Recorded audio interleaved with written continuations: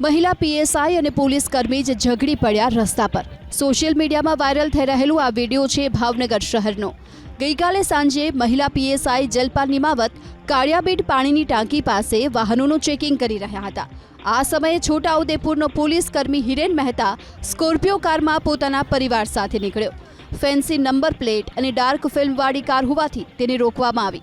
મહિલા પીએસઆઈએ કાર ડિટેઇનનો આગ્રહ રાખતા મામલો બેચક્યો અને બોલાચાલી થઈ। મહિલા પીએસઆઈએ પોલીસ કર્મી હિરેન મહેતા સામે ફરજમાં રૂકાવટ અંગે ફરિયાદ નોંધાવી।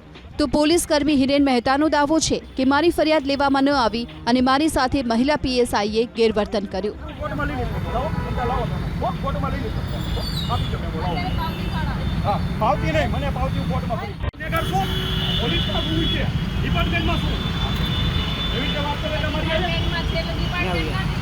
મહિલા પીએસઆઈ અને પોલીસ કર્મી જ ઝઘડી પડ્યા રસ્તા પર।